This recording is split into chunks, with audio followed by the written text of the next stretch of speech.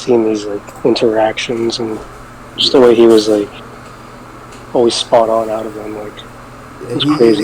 He's freaking insane. Okay, yeah. I'm gonna start creating a little lesson plan. What did I want to go over? I wanted to go over basically. So the first thing was like melee is a precision game. Like it is very precise, and you have to hit a lot of reactions on the eye. Otherwise, like, I was watching your game versus the Fox. Oh man, you cooked that Fox so hard. You got some nasty plays. It was like an FD game where you like he walled him out at every single point. It was nasty. Yeah, I mean against him, I think that might have been like my first losers round. But I feel like Fox is just one of the guys who like even if I like feel like I'm like better than him, you know, even if I played like much better like, execution type Foxes, like I feel like still like I could die really easily to this guy, and like he's my most like losable matchup. Oh, for sure. And like so I threw that in there to kind of show like it was like it is volatile. Like, yeah, it's like you know, like if there was like someone who like was, I don't know, just like playing a little bit more hard to hit, I feel like I would have gotten cooked way harder. Yeah, Fox is one of those characters that has such a low time to kill, and it makes him such a demon to fight that I think that's just kind of the hard part about playing melee as Falcon is like Fox is one of those characters that just his time to kill is insane, but there's definitely a lot of ways to mitigate that time to kill. And I think playing the way you were playing was actually pretty good for avoiding getting blown up because you were throwing out a lot of really good well-spaced back airs, well-spaced nairs. Again, the difference would be like a precision thing where it's like you get punish gapped or you miss a reaction to a DI or you SD because you missed an edge guard and the Fox comes back and kills you. Yeah. Yeah, that's a precision thing, and that is like that leads into the next point about like how to practice pick confirms on soft aerials or on at least soft moves or moves you don't expect to hit. Yeah, that's a good one too. And then there is you talk about edge guarding and how you felt it was like a weaker point. There's actually a couple concepts I want to go over. So I want to go over edge guarding concepts. So this includes concepts like babysitting, option coverage, rinse repeats, and the Nun special, and honestly Wizzy special too, is offstage edge guards. So how to go out there. For sure. Yeah, and everyone has pros and cons. All of these are very, very. These are all concepts that if you master together, you'll become like a god at edge guarding. But if you master even one of them, your edge guards will become really, really good. Like Mewtwo King, I think he is the master of all of these. And like all the best edge guarders in the game use all of these concepts, but even then, like every single top player is good at least one of these. Like I think of a good Fox or like a good player who's really good at rinse repeats is like Hacks. Hacks is very good at just rinse repeating. He's good at the option coverage, but I don't think he goes off stage as much, or I don't think he has as good babysits or baits for off stage. But he still manages to get a bunch of good edge guards just by practicing the rinse repeats. Okay. Yeah. And then we're gonna talk about the tops. Always find it's crazy how they can effortlessly change between like different edge guarding concepts in one like sequence. You know, like how they know when it's time to we gotta like do this one off stage, or when we have to like just cover the options here. So it's always perplexed me how they just do it so seamlessly. It takes a lot of practice, but it's a lot of just it definitely is like a lot of trained reactions, and I think actually you had a lot of those good concepts in your combo game, and I think if you transfer like some of your combo game ideas to edge guards, you'll find a lot of success, like pretty straightforward, because I think you have a lot of the tools for good edge guarding as Falcon, and you in fact did a bunch of really good ones. It's just a matter of like precision, execution, and tying it all together. Okay, and the next one, we were talking about how you felt that defensive styles often get you blown up, and I feel like that's kind of what happened with the Sheik. I think we can talk about how to run at your, or like basically not necessarily run at your opponent, how to poke your opponent and get them to act first, or basically, earn more subtle openings. Mm-hmm.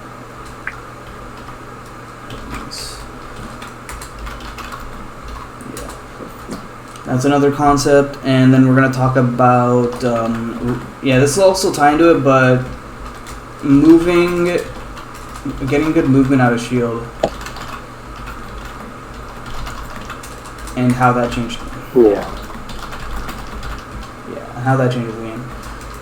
And then, of course, we can go, after we go over those, I think we can, what's it called? I can make some Uncle Punch states for you, but you can see the Uncle Punch thing I have set up right, where I have Uncle Punch right here. Yep, combo training. You can see the whole thing. Yeah, it's good. Okay. Alright, do you have that other Shiek game by any chance? That other one that you played? Yeah, I can send it over. Okay, sick.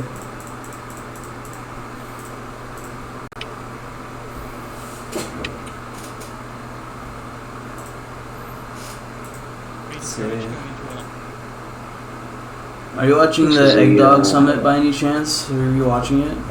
Yeah, I have it right on in front of me. Same. I just watched Zamu versus Nikki. That was a good set. Yeah, that was crazy. The sketches, I never realized how much I missed the the Smash Summit.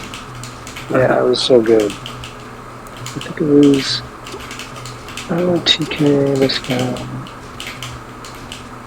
I think the Sheik was just, right? Yeah, the Sheik was just, yeah. Okay. Oh, by the way, you're from Montreal, right? Yes, sir. Oh, sick. So do you know Fat Max? Yeah. Dude, that guy is so sick. He's a homie. I think I saw you enter like a Timbo's dojo or something. I was like, yo. Yeah. That's a dope tournament series. Got a bunch of homies there. It's been hella fun anytime I go. Timbo's dojos. We just had Fast Fall X Timbo Dojo. Yeah, that one looked like a lot of fun. Yeah. Okay, so I'll send you this. Second.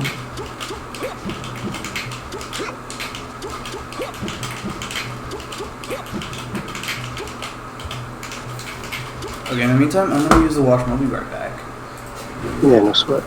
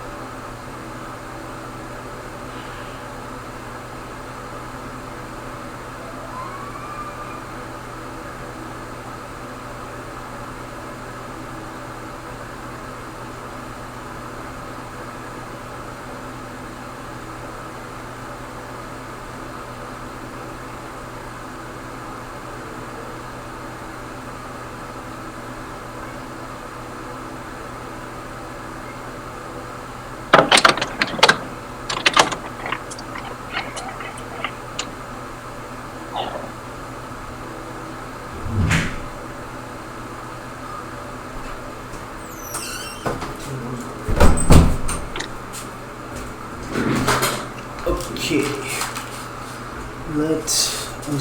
Okay, so I'm gonna download this and then I'm gonna open this in the Slippy folder.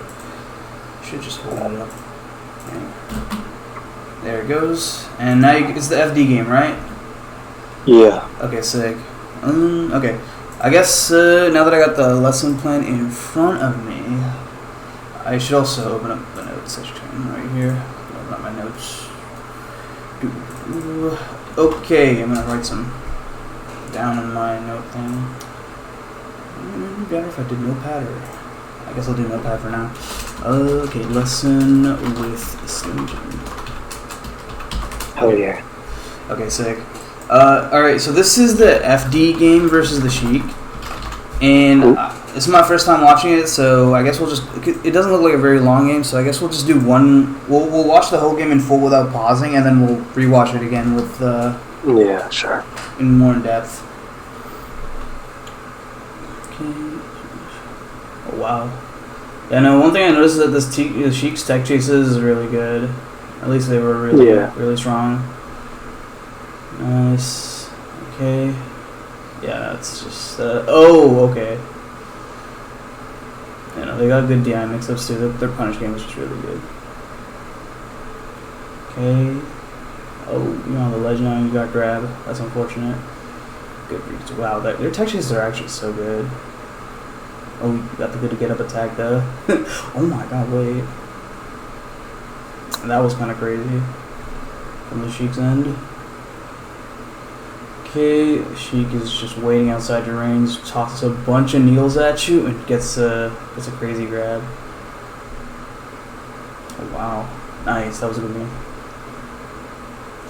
Oof, jumped right into it. They love to swing.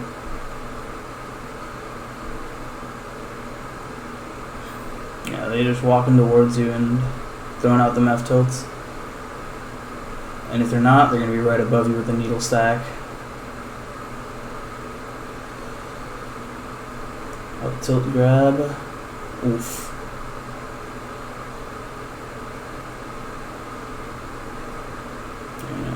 Oh wow. That was brutal. That was crazy. Brutal. You know, their punish game was just insane. That stock. Wow. No, that was actually so impressive from the Sheik player's end. But there's still a lot that we can learn from this about just how the Sheik got so many openings, and I think one of the big things is just not abusing shield enough or run up shield aggressively. Because when you started out the game, you immediately run at the Sheik, and this is another concept that Chef Robin talks about, is that you gotta earn jumps sometimes, or you gotta earn approaches. It's at least especially versus Sheik, is that you have to play a lot more defensively off the rip, and you started off with the immediate knee because it's at low percent. Sheik's playing to the percent game. Whenever you're at low percent, she's always going to go for a grab link, and that's just how you play the percent base game plan. And the knee ends up getting owned. But you start doing a more defensive option with like a back air, or if you did stomp here, that would have been good too. But any defensive aerial would have probably cooked here. And then you would have gotten a big opening. Oh, usually in versus the Fox, you grab here. And I think you subconsciously are doing the things that beat the defensive players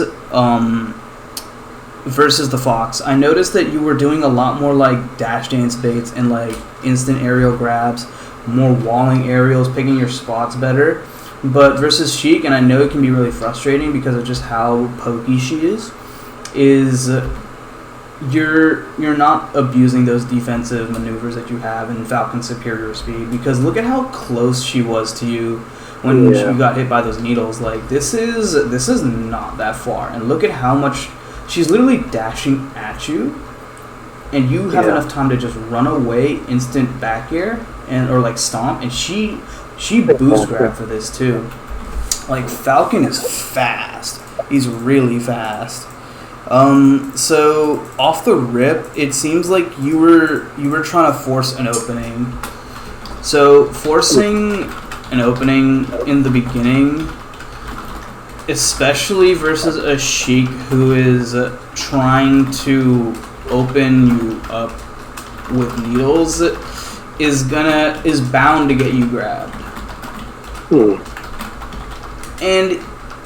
And even if they chase you, it's such a read and commit because you back air here. You AC baired here at like 3 seconds in, and almost got like a huge opener off it, grab or stomp, and so it seems like it's important to have your default option versus Sheik, or at least a set of default options versus Sheik that are low commit or are intended to beat grab, because that's the big thing. And I go over this in my Nathan Sandwich lesson, is just playing a more percent-based game plan, or I think it was the Acorn Schmakecorn set too. I have a bunch of percents actually for Falcon's flowchart and also CC percents, and that's I think that's really important. Notes with I'm also going to include the Sheik flowchart percent and Falcon knockdown percent, because that really influences how they're going to play neutral. Like, I think if you watch how you get opened up at the beginning of every stock, it's always going to be with like a needle grab opening. Like, she's not opening you up with like ftilt or anything. Like, we go to the next stock, how do you get opened up? Needle grab. Grab, true. And not just grab, but needle into an opening. Like right here, you get opened up not by the forward air, because she doesn't have enough time to get stuff off the forward air here. Like, maybe she could have jab grabbed you, but it's kind of unsafe because you could have rolled. So she waits, she gets the needle, and then she gets the pressure sequence into opening grab. And that's always when you're at 0%. And it happened in the Yoshi's game too. And you can see that her priorities change the moment you get out of crouch cancel percent, because now she's starting to F-tilt a lot more. Yeah. And up tilt, and it's just beating all of your aerials. And now the beginning of this stock, she just goes into the corner and needle grabs. Same thing. And now she's gonna now that she's at like now that you're at a worse percent, she just goes for up tilt. And now the dash attack kills you. She's able to open you up off the grabs. Yeah.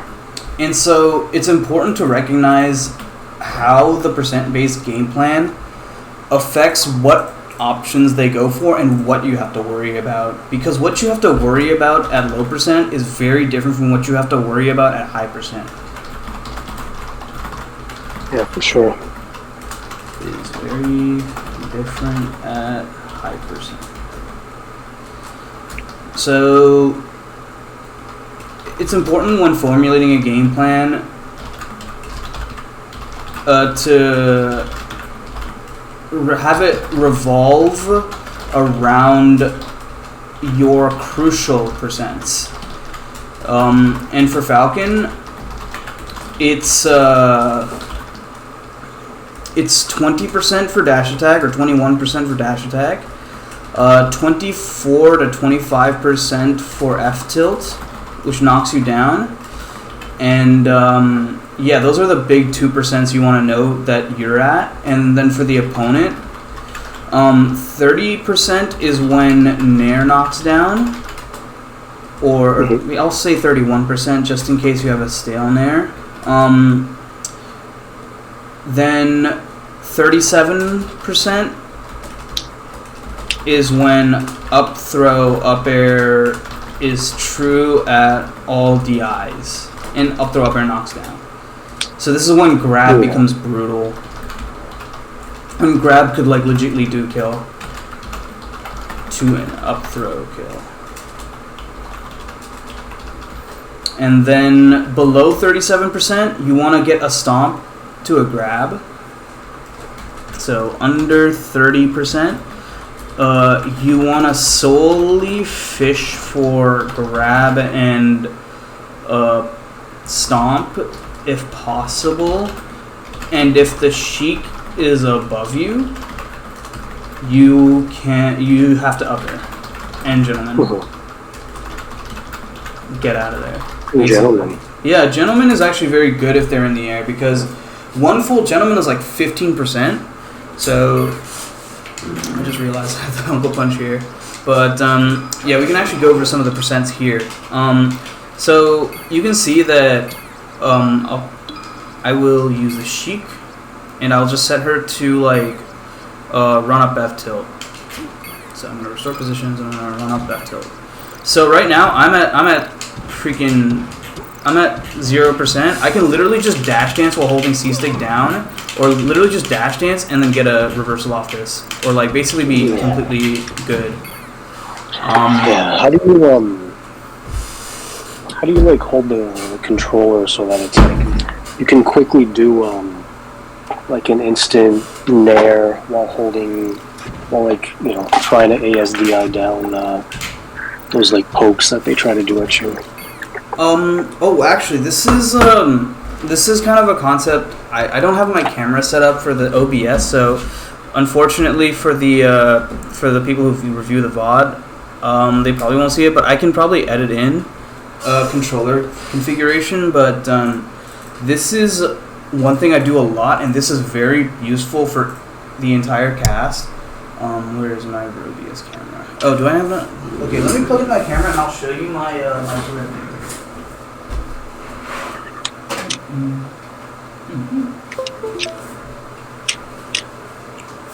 Okay, so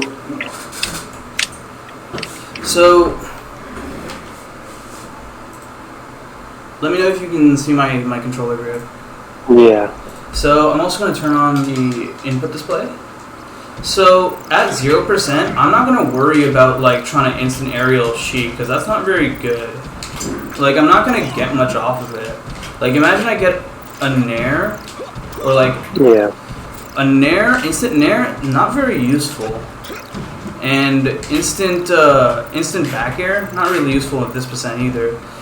Instant up air doesn't really lead to much. Neither of these combo maneuvers lead to much. The only thing that really leads to anything right now is stomp and grab. Stomp and grab, and even those are things that you can do while holding C stick down. Like here, I'm dash dancing, and it's very easy to just C stick down out of stomp, because it's just you press the same maneuver over and over. But in general, when I'm at low percents and I'm trying to like dash dance, okay, I'm gonna turn this off because I don't want to keep F tilting me.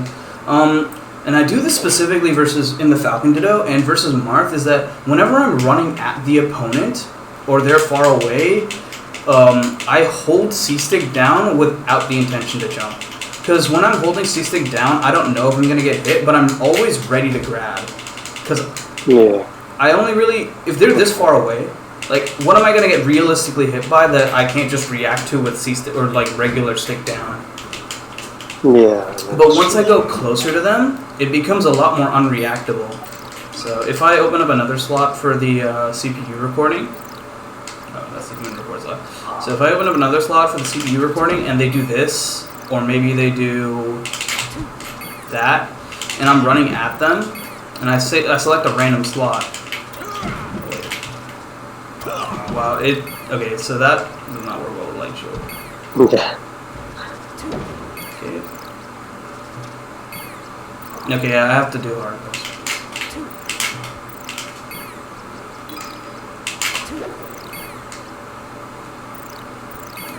Restore positions.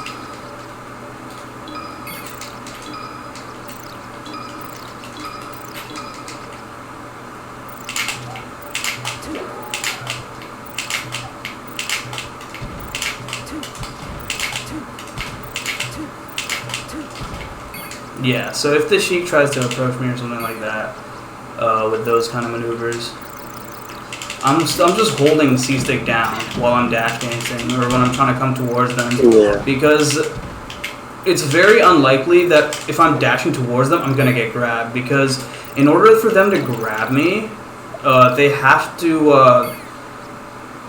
while I'm dashing towards them, they have to like overshoot it, or they have to undershoot their grab. Because I'll be at the opposite side of them at that point. Yeah. And the only way for them to grab me in that position is if they do this. And I'm holding C-stick down.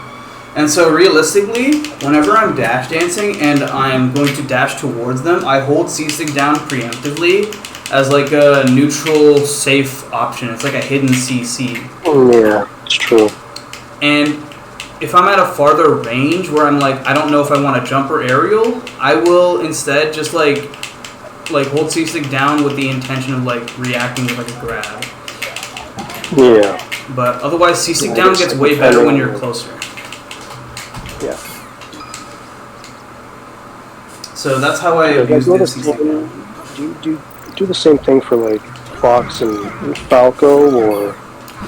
Fox and Falco less so, because I think like I'm not trying to dash at them very much, and if I'm dashing at them, I'm usually running at them with like a knee or like a stomp or like a grab, which I'm already holding C. Like whenever, that's another thing, is that whenever I try to JC grab someone, I'm always holding C-stick down right before my grab even hits.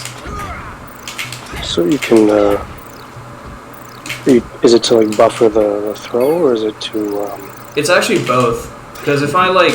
Okay, it's like an option select. Yeah. Because if I miss the grab, like let's say I miss the grab, and they try to like hit me, I end up CCing it. Like a lot of sheiks will try to F-tilt instead of, like if I miss the grab, sheiks will try to F-tilt me or like up-tilt me, and I'll just be able to get the CC ASDI down because I'm holding C-stick down. Like I do grab like this. So I either grab them or I don't, and then I get the C-stick down. Yeah, okay. And that's like a decent option after, yeah. Even if you're doing like an aerial as well, like a low percent, just to like just kind of cover yourself if you get counter hit and you land. Exactly. And this leads into the entire, or this like kind of wraps up the concept of how you want to make the opponent hit you and poke your opponent and to get more subtle openings is, what's it called? Shoot. Let me see, I gotta click on this and add the X in here for this concept, just to show that we went over this one. Is that by doing this, you're forcing the opponent to make a bigger maneuver, big read to open up you, because you were dashing back, and the sheik approached you, so you actually forced the sheik to make the first move, even though they're swinging and like throwing out defensive moves. By doing more passive moves, like fade back aerials like this, you have to force the sheik to do a really, really hard read. Yeah. And that means that they are susceptible to the RPS, which means that they might even lose straight up. Like you could have taken this first stock by getting that Wizzy stomp. Getting that stomp, yeah. I feel like I tried, or like, I don't know how that came out, but like even when it happened, I was like, yeah, why wasn't that a stomp? That was like such a good stomp. Yeah, that would have been a great position to stomp, and sometimes you just miss that, and that's just how that happens. Yeah. Oh, it's beautiful how you're playing to the percents now. I really like the stomp out of the corner. This was good. This was good. Yeah. And then this was just a hard position to follow up on. Great stomp. You got to grab this. This is another thing, is reacting to DI. It's very, very hard. And the best way to practice this, honestly, is to turn on DI display in 20XX and Uncle Punch. Oh, wait, why is it not working? Is this not working because of the OSD? Let's see. DI draw? Yeah, I guess not DI draw. This is working now? Oh, okay. Yeah, I turn on the DI display. With the lines. Yeah, the lines, they work better in 20XX, but I suggest like maybe for like 10 to 15 minutes if you're solo practicing, just grab them, throw them, and just try to react to their DI. And this is especially true for any character. Combo training is probably one of the best, but I do this a lot where I try to practice covering people's DI like this. Like here, I get a stomp, and I try to like nair, grab, see which one is best to hit.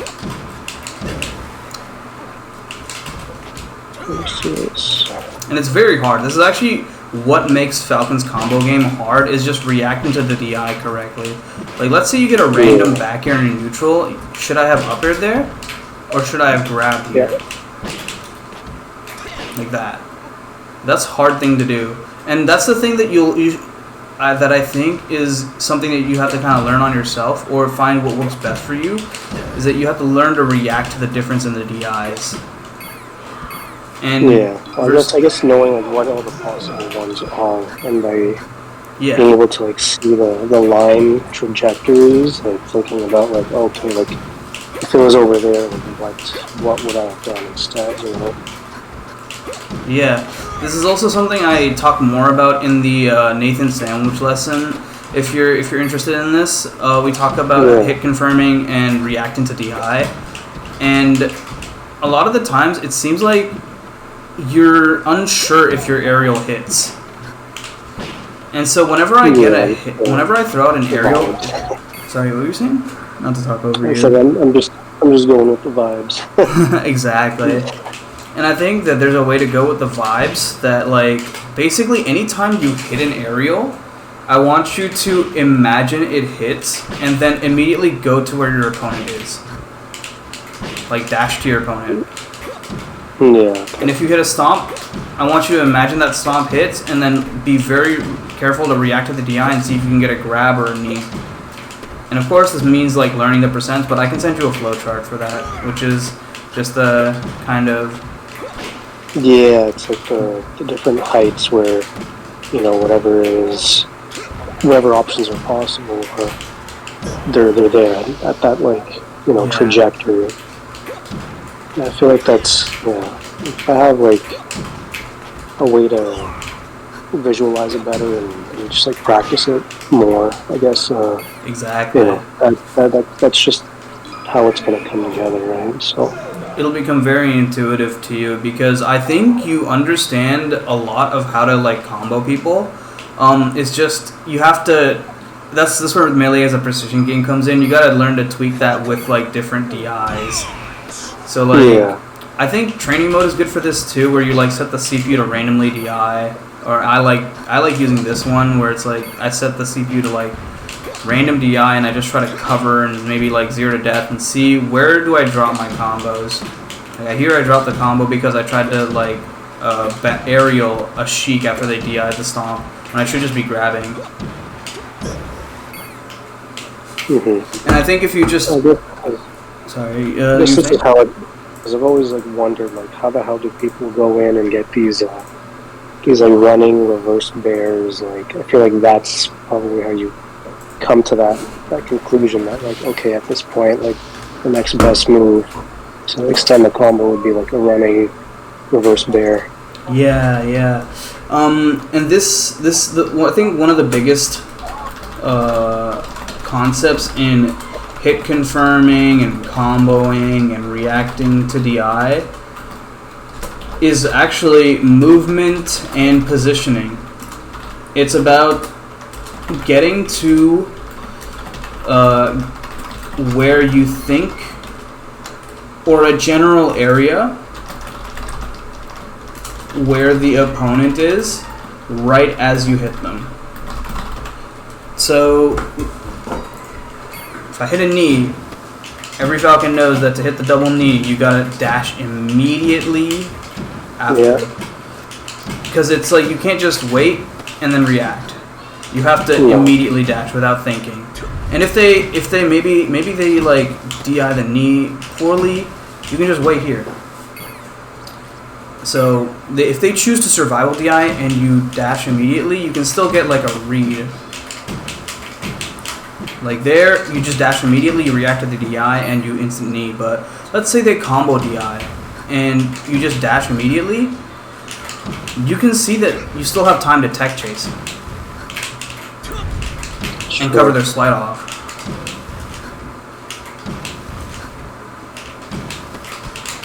And and I think you did that versus one of the Foxes, but it's this is like a general concept that whenever you hit a character, and this applies to the game as a whole, like as a Fox, like if I up air this Sheik, I want to go immediately to where they are. Yeah. And like let's say I hit them with like an up throw up air, I want to immediately go to where they are and then like maybe up tilt or shine them. And that's the same with tech chasing too. Yeah. This will also help you with like tech chasing with me. Because I think you were like, what exactly did you think you had the problem with when it came to tech chasing with me? Just like, you know, what DIs, you know, would be what DIs were like right at what percent to where I had enough time to like do like an up throw and like knee where they tech and then cover with grabs, you know. Oh, you're talking about the option coverage tech chasing and like. Yeah. Basically, I think that whenever the Fox is in the corner, and you can just knee into the corner if possible, because this is a pretty straightforward one. It'll hit the miss tech, and then you can grab the tech roll in if you're fast enough. And the timing for this is you're trying to hit the miss tech and hit the very end of miss tech and the very beginning of tech in place. So when I'm trying to do this, I want to hit tech in place at the very beginning of the animation, and I want to hit miss tech at the very end of its animation. And is that the same timing for coverage? That's like because I know they overlap. Yeah. Some like a couple frames, right? Yeah, only for a couple frames, which is why it's kind of hard sometimes. But it's like a coverage thing, and also this is another thing where you have to react to the DIs based on the throw, because where you position your knee is dependent on their DI as well. Yeah. And so it's just like a lot of position and timing and reacting to DI. And that's where practicing movement becomes very important. And this is low-key a cheat code for getting automatically like really good spacing is shield stops. I really like shield stops because they let you control exactly where you're going to be. Oh wait, I realized I unplugged my mic. Yeah. Sorry if you were talking. Oh, no worries. I accidentally unplugged my headset. I wasn't saying anything. So, when I get a stomp, shield stomp is so good for repositioning because if... Oh, okay. Yeah. I click that DI actually. So, this is the combo DI, but like, let's say I immediately knee. That's gonna whip, but if I run up shield stomp, I can get the perfect positioning to also get like maybe up air. True. And this is how I think I hit a lot of like crazy combos on different DIs is like it's hard to react, but let's say I want to react as late as possible and I just dash forward, shield stop stops me in my path, whereas like if I just did that foxtrot, it's kind of hard to space and I have to read it. But shield stop, I'm just there. I stop on a dime, and it lets me space my aerials perfectly. So I can get reverse back air, soft hit nair. Yeah. How many frames does the the shield stop should be what, like technically like a 1 frame pause, like.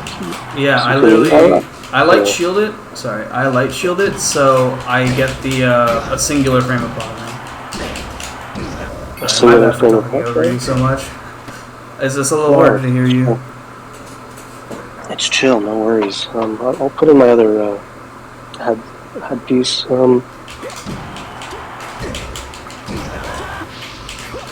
Okay. But yeah, I always like thought of like shield stopping forward as just like slower. What you said. I mean, it's like a little bit slower, but you can get so much more precision. So. And the precision is a really important part. Yeah, I mean, like when you stop them, or when you like, you know, hit them up, and they have like a pretty bad DI, or hit them with Raptor Boost or whatever. Yeah, I find like I miss like some of the freebies, and I usually don't think about shield stopping in like my forward momentum. You know, like I think maybe just in general, I don't. I always use it for like. I try using it for like just like escaping or picking like certain spots I want to hit when I'm like on the retreat. Yeah. So, I think I noticed you have like sometimes some trouble with like soft back air and like moves that like you're trying to space, and sometimes, you know, the opponent does an unpredictable maneuver but they still get hit by it. And so, you know, you don't know whether or not you want to do a gentleman in case you didn't hit, if you want to dash towards them, or if you want to do dash, wave dash. But these are all different positioning concepts, and I think one of the best is actually just dashing over to them right as you hit them. Because, like, best case scenario, like you hit a soft back air, you get a knee and they die. Worst case scenario is that they, what's it called? They like get this tech and they're like pretty much off stage, and you're in a better position to edge guard.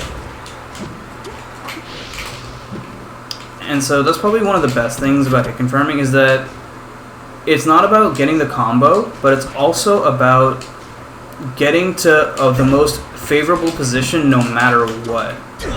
And I think this will make people a lot more consistent. Is just implementing dashing forward and then hitting your shield stops for more precise movement.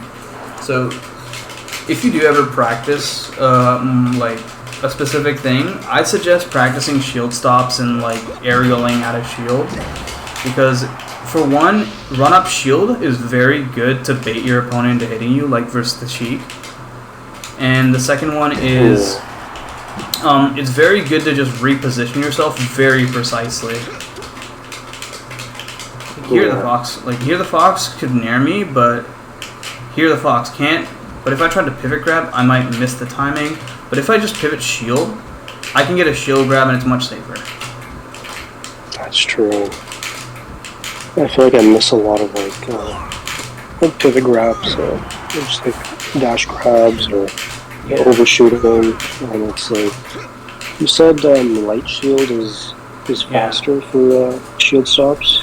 Yeah, because it's just like less, like you just press like the analog press, and it's like a quicker, doesn't go into like the full shield animation. Yeah, exactly. I don't full press the shield. I light press the shield. So whenever I'm shield stopping, I just do this, and then I wave dash, because I wave dash with one single trigger. So if I hit like a combo.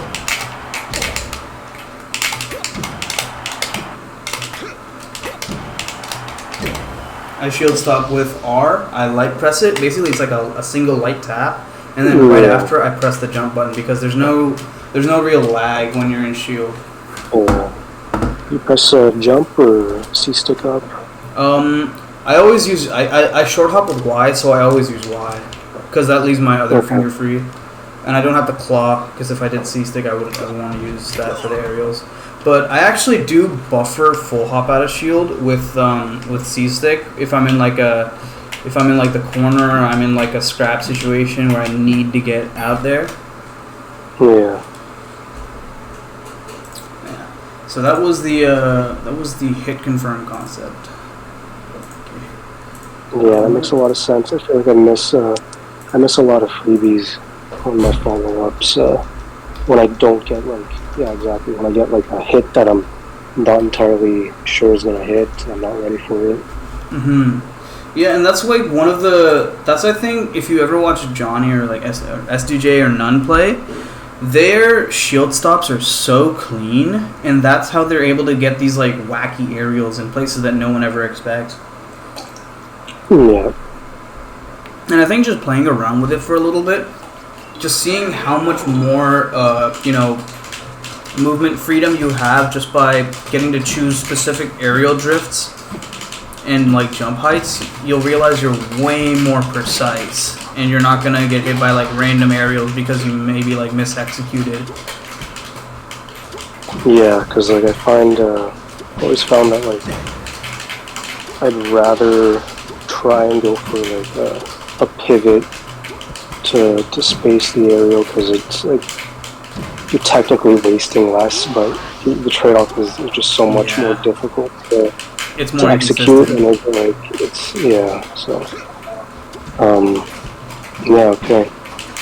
Yeah, shield stops are definitely my favorite movement option, and I use them a lot because they're pretty much free to execute. Yeah, it's like a huge, it's like pretty much, right? Like, I could try like doing like pivots that entire time, and it'll still be, like just because there's a guy in front of me, I'll suddenly like mess up, and then there goes my stock. Yeah. Another thing is another great thing about shield stops is that you can dash for a long time in the opposite direction and still get the pivot effectively. Because for pivot, like if I do dash, pivot, wave dash, if I'm not close enough to the ledge and I do this and I dash for too long, I don't get the ledge. But if I just shield stop, I'll always get the ledge with the wave dash because I'll be close enough. Let me see. Because here I'm trying to pivot, and I don't always get to the ledge. But here, if I just pivot shield stop, I can wait for a second too, and then just wave dash to ledge. And so it's way more consistent. At least have like a little bit of assurance instead of just going in full vibes. Yeah.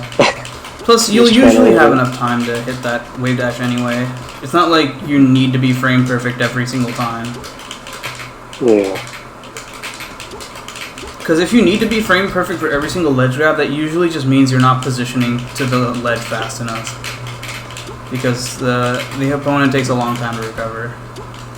Oh, and then the last thing that we should probably talk about is edge guarding concepts versus Shiek. Or do you mean in general? I feel like for the two examples here, like Shiek and Fox, I feel like I dropped like so many good potential, stock conversions.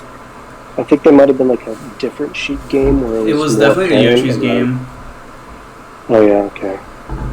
But yeah, I think the lesson from this specific game I wanted to impart on you is that you were very willing to jump at the opponent when the opponent wasn't really was like actively playing to beat that. And if you played a little bit more passively, like you did with the Fox, like instant back air, and really forced the opponent to commit, you would have gotten a lot more in terms of openings. And then once the Sheik started like trying to run a grab, or instead of needle grab, and like committing, you could have gotten more stomps and approaches. Yeah. And okay, I'm gonna move to the next game, the Yoshi's game. This one I think was actually I feel like it was close, but you also got like out punished on one of the stocks. It was very very rough. Okay, replay, and that should be okay. Now we're on the Yoshi's game. Cool. Okay. Let's see, we're going to go specifically just to edge guards. A lot of the same concepts still apply. I like how you're up airing the Sheik when she's above you. Okay, you grab ledge here. Very good. Here you want a regular get up, I think, because you had enough space. So, regular get up right as the Sheik's about to poof, and then you can instant knee that. Let's actually recreate this. Because, like, you still have, like some invincible frames when you do regular get up. If I'm understanding correct, because like I was worried about just getting like hit by the up B and then getting like reversaled. So I was like, okay, maybe we'll cover them going like straight to the edge. But I guess that's all that it covers, and I don't know. Yeah, this one I will definitely make a save state for you for the Sheik edgeguard flowchart. because there's only really one option that you need to roll for, and that's double poof. So I am going to... Actually, let's just have the... What cheek percent should she be? She should definitely be like 50%, because that's like when the knee... Or like 55% is good. So I am going to save these positions. Signal control. I'm gonna have the Falcon hit you. Oops. Save positions. So now the Sheik got hit with bad DI, but she now has to make it back. Oh wait, never mind. She cannot make that one back. Hold up. Never mind. That was a bad position.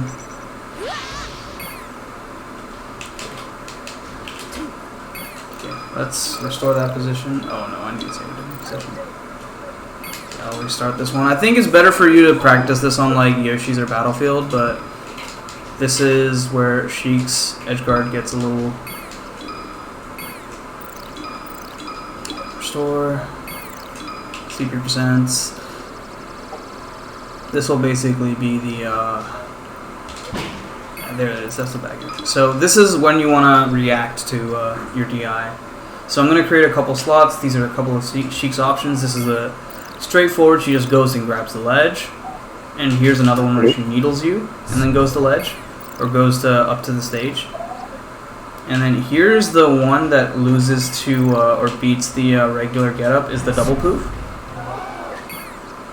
And then here is one where she intentionally goes super low. Here is one where she goes to the higher platform.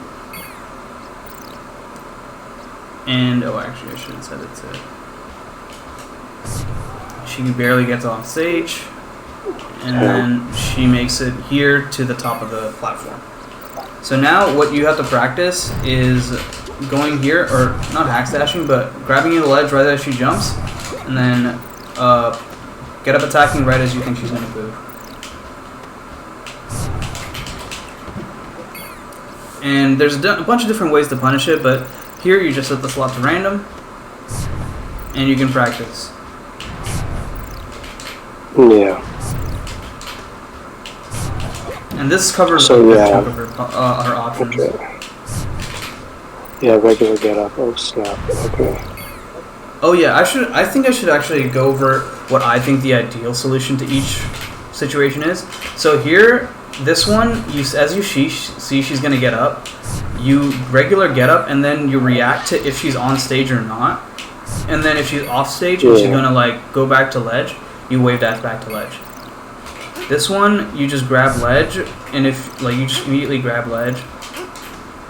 If she tries to knee you, because if you try to do something like get off stage, you get hit. Damn. Okay. And so you want to practice going to ledge, and then stomp knee, and just react. Essentially, because she's too far away to do anything. You just, if you're not afraid of getting poofed, just wait. Literally, just hold ledge, and if she's on stage, just stomp knee. Would she be able to upbeat of the stage? I mean, the ledge from that position. To the ledge, yes, she can, but the problem is that you're just gonna be able to hold ledge. Because look at how far away she is. Like she has no ability to poof you right now. Like, look how far that poof is from you. So you never actually have to worry about that. She used her double jump. Now all you have to worry about is, at this point, you see she's so far away. You don't have to regular get up or use any invincibility. All you have to do now is wait. And the thing that should be going through your mind is she going to land on the stage, or is she going to land on? Is she going to try to go for ledge? If she lands on stage, stomp. Damn. Okay. If she doesn't, just keep holding ledge. And then this one right here is the double poof. This is the one, like, this is a specific position. Like, if you see the Sheik up B here, you gotta roll. Because if you regular get up, you just get owned for this. This is like the one position where you have to read, but look at exactly where she's up being here. She is up being... Whoops. Very close. So here, she is up being essentially at where Falcon's feet is going to dangle. Like, her head is where Falcon's feet are. And so she is going to have to hold forward. And because of that, she's guaranteed to land on stage and then get the double poof. So if you see her like dangling near your feet, I suggest just going for either a get up B or like a back air, because that could also work. Yeah. And beat her up before she gets to the landing. Okay. And this one is the super low one. Is that you just need to make sure you don't get mixed up by this. Sheiks very rarely ever do that one. In fact, I think there's probably a better way to go about this one. It's the one where they have to threaten your upbeat move. Yeah, this one is like a more subtle angle.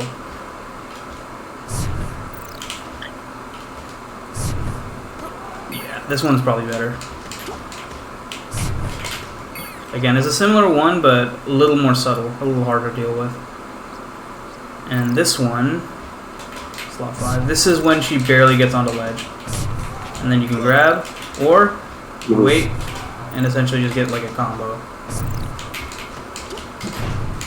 I like to back air here sometimes, because it's like ambiguous as to whether they're going to be on the ledge or not. Yeah.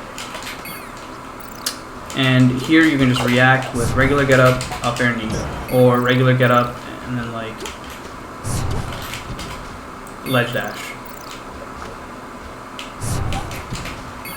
So yeah, that's the save state that I can give to you for versus Sheik edge guard. Cool. I hear they can shorten the up B. If you're worried, is it kind of like a Fox and Falco, like side B shorten, or is it like they do like slight stick movements, or? Yeah, they have to move the stick very slightly, but I guarantee you that if you just if you practice just regular getting up at the proper timing and holding ledge, you'll be able to cover all of the options. Based on the yeah, this is a concept of rinse repeating. This is like a standard rinse repeat flow chart where like you get the kill or you react, wait here for a bit, and then either get the rinse repeat kill. Yeah. Or you either get the kill here, or you reset the edge guard. And then you have to try over again at the right side, and then just rinse repeat, rinse repeat. That's the standard for Sheik edge guards, is rinse repeating. Yeah. Okay. And it's not... this is the thing versus Sheik, you don't want to go out there a lot. Because, like... you could try going for this back air, but if you miss... ooh, you might just be dead. You're dead. Yeah, it's not good. It's not a good look. So, I suggest that versus Sheik, the edge guard flowchart you want to use, or the concept you want to use the most, is option coverage and rinse repeating. Because here, the option coverage is the regular get up as she up Bs, and then the rinse repeat is the move that you choose to kill him. And so that is what I suggest for the Sheik edge guard. And there's probably more flowcharts for that, and this is something that's going to consistently be expanded upon as you get better. But this, I think, should give you a solid foundation for hitting Sheik edge guards. And I think you do hit, or like you miss, yeah, you get this up tilt here. Did you get this one? You get this up tilt here or something. And here you get the stomp. But again, this is like a hit confirm thing. You could have just back aired here. Sure. And I really like this nipple spike, because you did the proper thing right here. Is you did the regular get up as you poofed, you stomped the thing, and here I think you just messed up your execution. You could have actually done a shield stop knee here. Oh shit. Okay. Yeah, because you got the nipple spike here. So she was right here, and she was at what, 70%, 70-something%. Okay, if this 70-something%, And she is going to custom trajectory DI to like the left, kind of. Oh, she kind of TDI to like in like that. Oh, damn it. I didn't get the percent. Okay, now I have to save the percent.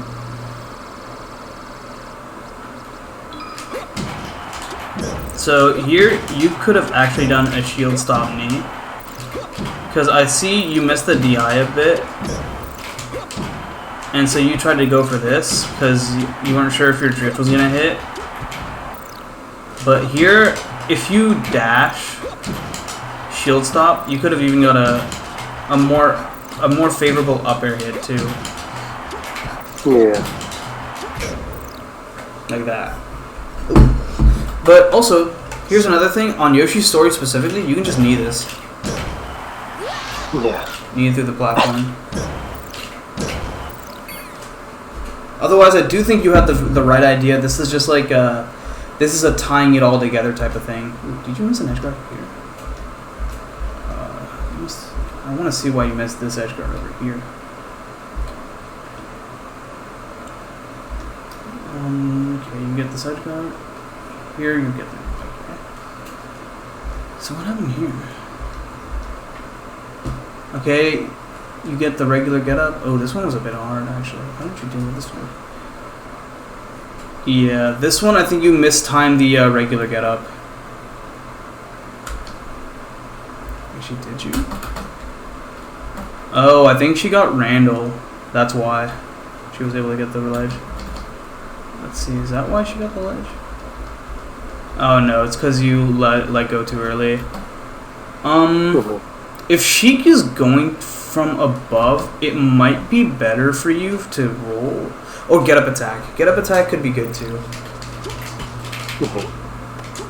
Get up attack, instant ledge there. But if the Shiek is recovering from that high, you could probably wait a little bit longer and delay your regular get up so that it was barely at the end. But this was like, I think, just a good time. It makes up in the Sheik's end. Let's see, why did this work? Oh yeah, this was one of those needle edge guards. So she had no double jump. And so here's one where you just like wait, and look at her up B poof. Her up B poof is like, wait, can I even turn on hitboxes? I can. Oh, I think I can turn on hitboxes. Let me see if I can. Can I? Oh yeah, I have to turn off my slippy for 1 second, but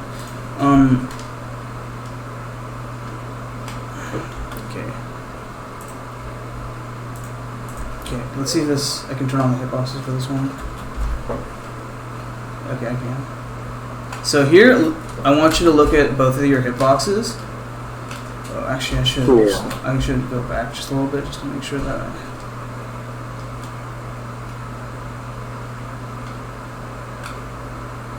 how do I turn on the other one? Oh, this is cooked. But yeah, you can see that her up B or hitbox is like, wait, is it actually that big? Wait, hold up.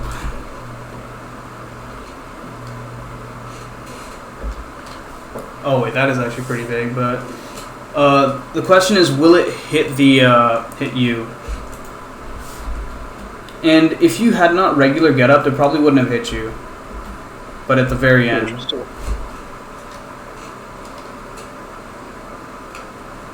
Yeah.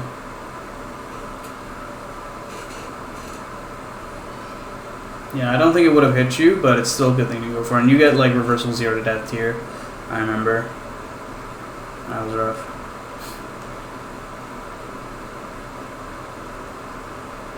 Almost. Yeah. Okay.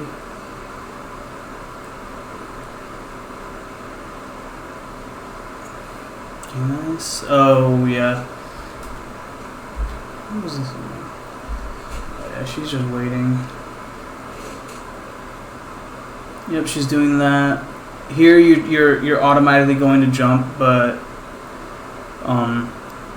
you had really good ASDI. Oh, that one's a tricky one too. I think. Oh yeah, that's a different flowchart for Sheik going high. This Sheik likes to go high, which I think is a little strange. But if the Sheik likes to go high, I think early rolls are the good one because it takes a long time for her to get to stage. Because she also has travel time on her up B. Because you can see actually during her hitbox, like even when she's poofing, it's not like she teleports. Her character is actually slowly moving to that position. And so, you know, the higher up she is, the farther she's going to have to move, which gives you more time to roll on stage and then go on. So it's usually like early roll or late get up, a regular get up, if that makes sense. Yeah, okay. Okay. Oh, I'm gonna get smacked. Let's see. Sheik likes to go high, and when Sheiks like to go high, I recommend early rolls to and then grab or hit them on their landing. Okay. Oh, you didn't get smacked. Lucky. No. Nice. I like how you're playing this, actually. This one right here, this is a very good situation. I think this is how you should generally play versus Sheik. Is that she's trying to run at you, but you're throwing a lot more defensive moves. And you were basically fading back. And so as the Sheik was trying to commit into you, you just hit her for whatever she was going for and moving forward. Yeah. You're playing this fine. I like... Oh, unfortunate get-up attack. Yeah. Let's see. I like the dash back. Great up air, gentlemen.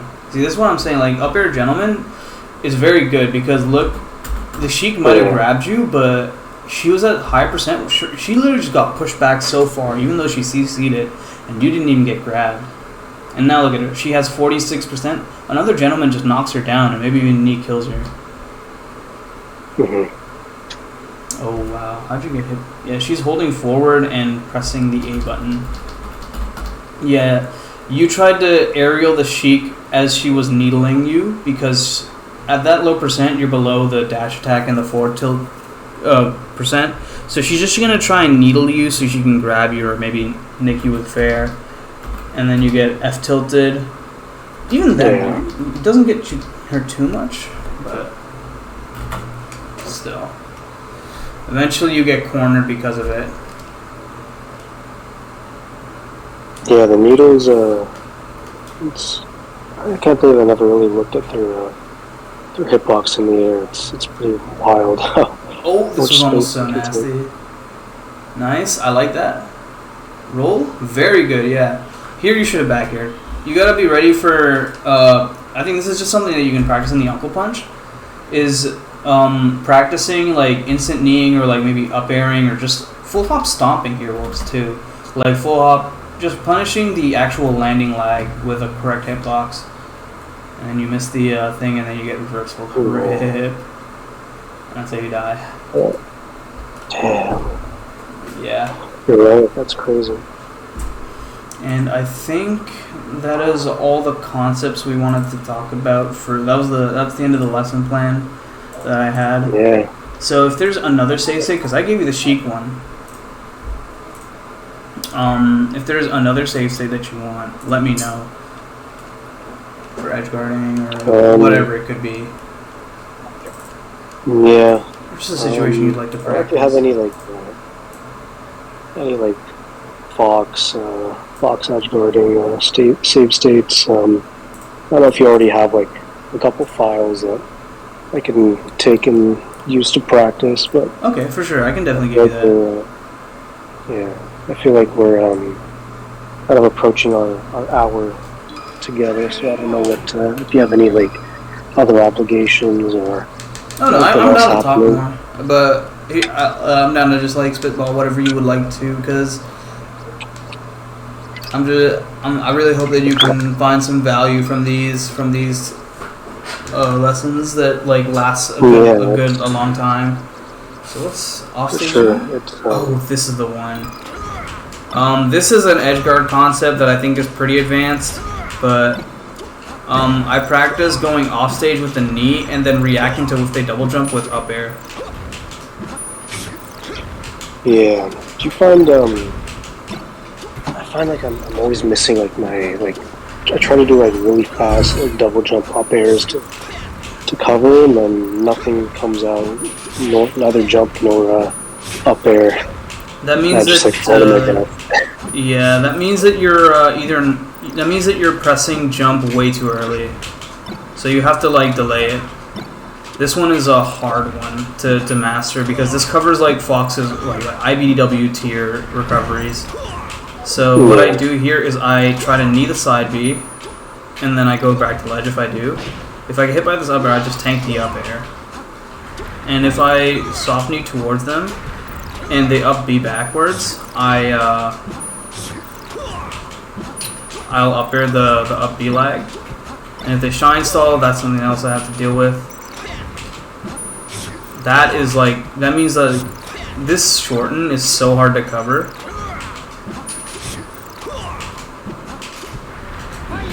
Wow. You know, I made the save state super hard just so that like I have to practice insanely good precision. But I do think that there's like a way to like soft knee out off stage like this and still cover everything. Yeah, these are more at like mid percents. Yeah.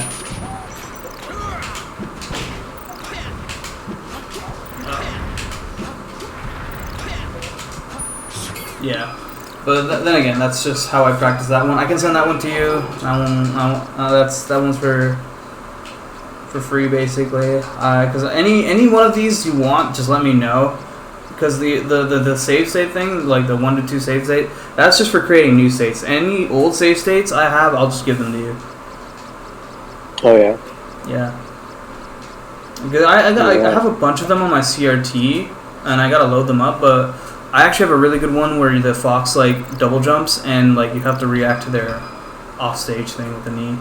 But if you want to generally practice hitting an up B, I suggest actually going to the Armada Shine training, picking Falcon, wave dashing to ledge, and back airing. Because I noticed that you try to knee this a lot. Like, yeah. And I think that's really hard to do. Whereas you could just back air here, and you did reverse knee here too a lot in this position, and that worked a lot. But Armada Shine will teach you how to practice double jump back airing from ledge. Grab the ledge at the correct timing, maybe even hack stash, and then back air them. And honestly, I need to practice this kind of stuff too, so this is good for me too. Like, the regular Uncle Punch tools are also very, very useful on their own. For sure. Yeah. So I'll send you those other Fox save states. I'll send you the Shiek one, and I suggest also using the Uncle Punch training mode time, or the Armada Shine training. Yeah. For this one, I was trying to practice like just like going out there, like pushing back on the ledge and trying to cover their like Firefox with a double jump back here. Oh yeah. I never thought of it as like a, because I guess I guess I'm not really going to be doing that much in a match. Like, if you can go for like the safer option, which is right in front of the ledge. In the worst case, he hits you, and then you can like DI back to stage. Versus like, if I miss by going out there with a back air, like I'm trying to do like a double jump back air. It's like, yeah, it's interesting. Actually, will you say that? I think there's actually a way to just go out there with back air as Falcon. This is the go out there edge guard. If you hit this back air and the Fox has no jump and you're in this position, you just full hop back air and then fast fall, or like basically hit them. It's a precise timing. You might lose some stocks for this, but if you nick them with the soft back air, they're probably just dead straight up. They can't come back. True. So it is just like going out there with Falcon's back air, because Falcon can go pretty low. Like, he goes this low and he still lives. And he didn't even need to like use his double jump. If I see them go too far away, then I'm just like, okay, I'm just gonna try and grab ledge, and then. But whenever I see the Fox up the off stage like this, I just full hop back here and then I slap him. And look at how far I went with that. Yeah, I guess I'm always wondering about like trying to cover their double jump side B, like Because it could be like a much faster or much more like it's like a different timing, of course. Yeah. The thing is that with this back air, they have no jump and they're gonna be below stage in the Armada Shine training. So that's the situation. So if you know they're gonna go low or they have to go below stage, I suggest just full hop back airing out there. You can even try going for knee off stage like this because it's a little safer. Yeah. I know that's what some other Falcons do, and worst comes to worst, like the knee trades with the up B hit. Because the knee lasts longer. But I like the back air since it kills. All the time. So yeah, that's what I have for that. Yeah, does that back air help cover their like their double jump side B or? No, this doesn't cover double jump side B. Yeah, okay. But this is this kind of Armada Shine up B is like, let's say you hit the Fox back air. This is like a rinse repeat situation. Like you're edge guarding a Fox and then you just do this. This is where that position is really important. Because here they were at like 6% or like 14% here. I could just get a kill if I hit this back air. They're just dead. Yeah, okay. Yeah, it's a good plan for if they don't have their jump. Yeah. And once again, I suggest using shield stops to practice getting to the ledge as soon as possible and then practicing invincible double jump aerials from the ledge. Yeah, and seeing how other top Falcons position themselves to ledge. That's the very important part, is like positioning yourself to ledge that you have really good, frame advantage. Sure. Yeah. I like doing that knee trade a lot. Yeah, it's so good. It's the SDJ versus Javi. Yeah. But yeah. Those are what I got for the Uncle Punch. Cool, yeah. That's some good stuff to practice. But yeah, it's been really good so far. I really appreciate it. I hope you have figured out some stuff regarding edge guarding and just in general, like how to play a bit more passively so that the opponent, doesn't get defensive wins for free. And like making them. Yeah. I'll include the Chef Rockman thing versus Shiek too. And I'll include the notes too. I'll send you the notes in the VOD for the YouTube video. But yeah. I hope you enjoyed that lesson. I think that's enough for I think we're reaching our time. But yeah, for sure. That was awesome. Yeah, just send me your email so I can transfer you, because we hadn't yet discussed that. So yeah, this is super cool, and I'm definitely looking forward to more. Like, this was awesome. Oh yeah, and if you have any questions, just feel free to ask me. Like I won't charge for beyond that either. You can just hit me up, be like, hey, what do you mean by this? What do you mean by this, that? Or can you give me some flowchart advice? Like if you want that, just hit me up. I'm pretty much free whenever. You can hit me up with any follow-up questions, and yeah, I hope to see you do well at future tournaments. Yeah, I'm looking forward to getting some names down. Yes. I feel like I've been playing for a while, and I guess like in like overall terms, like I've improved, but relatively I'm still like around the same level as like where I might have been a while ago. So it's just trying to push that extra barrier to get to the next like tier in the Montreal scene, and just at events and stuff. Like it's been good since I finished school. Like I've been able to play a lot more and just travel and devote more time. So I'm glad it's still here after I feel like my entire time in uni, which was crazy long. And so yeah, same. Yeah, I'm happy to see it still thriving better than, I don't know, more like alive than ever, I find. Yeah, ever since Squid came back too.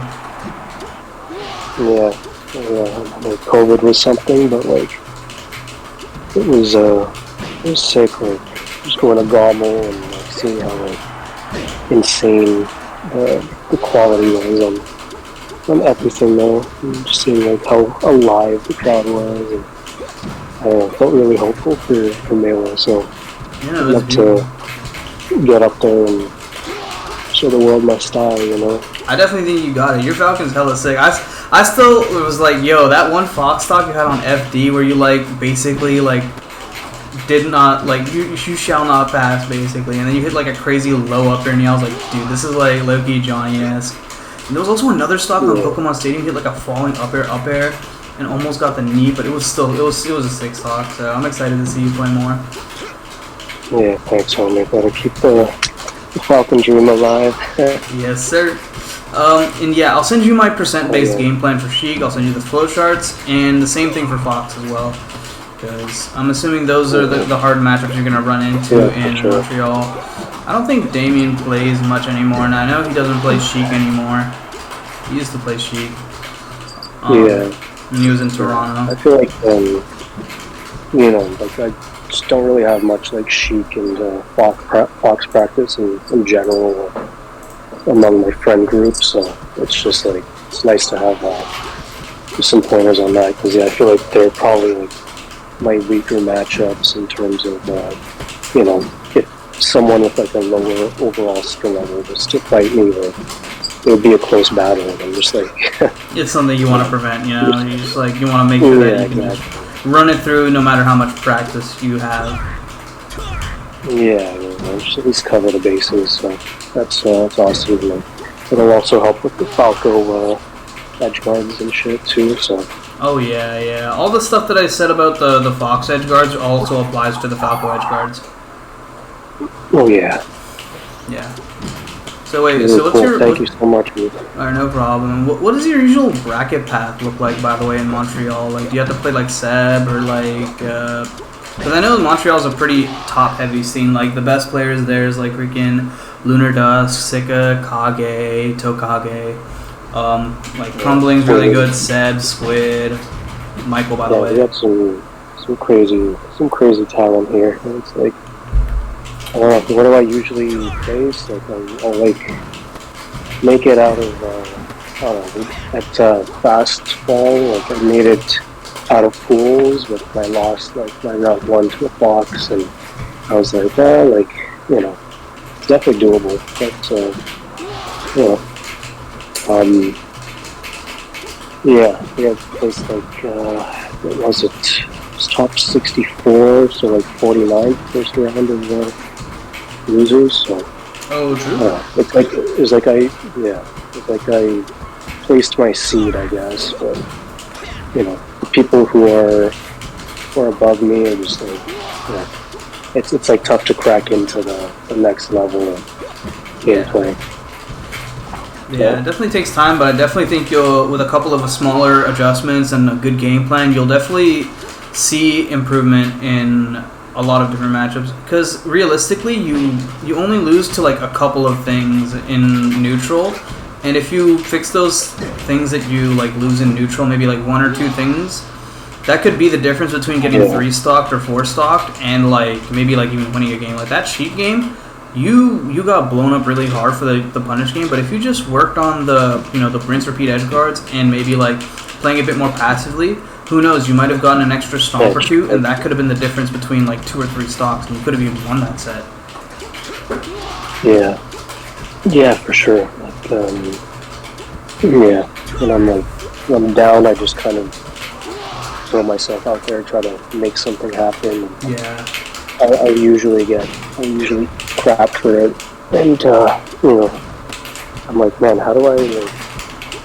It's all about the precision and the timing. I think the shield stops would be really good for that. For sure, it's also a lot more fun because you get to control your movement a lot more. I just think it's a really fun maneuver.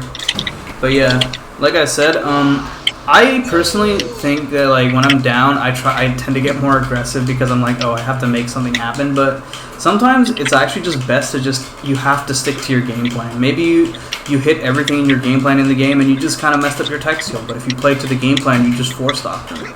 So that's the beauty of a game plan, is that you gotta stick to it, and if it doesn't work, you go back and review it, and you tweak it a little bit until it becomes that much better. Yeah, for real. But yeah, the game plan, I feel like the game plan for Shiek is also similar for Marth too, in a way. Yeah, it's a lot of abusing CC and making them throw out their moves first. Yeah. Alright, thanks so much, Bruce. I appreciate it. Alright, no problem. Thanks for showing me your moves. Wait, so how do you pronounce your tag? Is it SlimGim or is it just Jim? It's, yeah, I guess the full tag is SlimGim. Okay. But, you know, just like the tournament, so I'll just sign in as Jim. Okay. I'm not worthy of the Slim title yet. When you play the lean melee, you trim the fat, become Slim Jim. Exactly. That's right.